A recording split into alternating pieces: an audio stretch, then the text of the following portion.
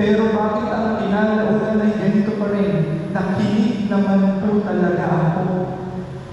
May mga pagkakataon na tunay lang nakinig naman tayo, pero habang tayo nasa sarili na nating gawin at gawa, nung tayo tila magkakamali na nakinig nga tayo, nagnais pa tayong bumalik? O nahiya na tayo?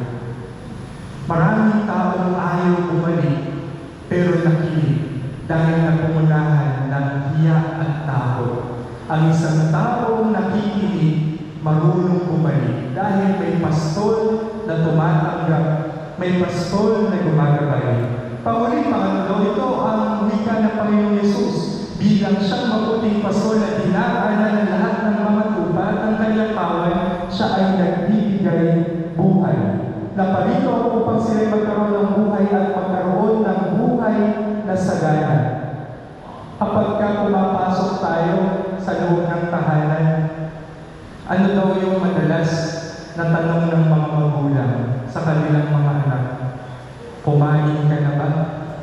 At hindi dahil kulang ng pagkain. Nagiging natura kasi nagiging bahagi ng pagiging isang magulang ang pag-aaluga, pag-aalaga sa kanilang mga anak. Kumain ka na ba? Kahit kagagaling lang sa kalingan. Kumain ka na ba? Kaya mga minamahal na anak, mga minamahal na kapatid, hindi lahat ng sinasabi yun na kaagad ang gustong sabihin.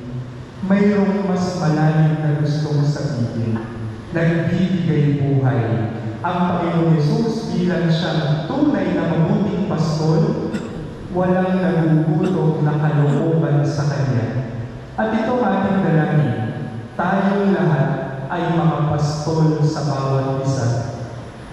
Sa ating sariling pamamaraan, pinangungunahan natin ang ibang tao. Pinangungunahan natin ginagabayan ang kapwa natin. Ayaw natin yun, yung salitang pinangungunahan. Pinangunahan mo ako. Look into ourselves. No? Sometimes when we become too reactive, we have a very little self-worth. Masyadong malaki ang ego, maliit ang pagtingin sa sarili. Ang mabuting pastol, inilalagay tayo sa tamang kalalagayan at tayo'y ginagabayan. Tumatanggap, nagbibigay buhay, at gumagabay. Amen. Ipahayag natin ang ating pananampalataya. Sumasampalataya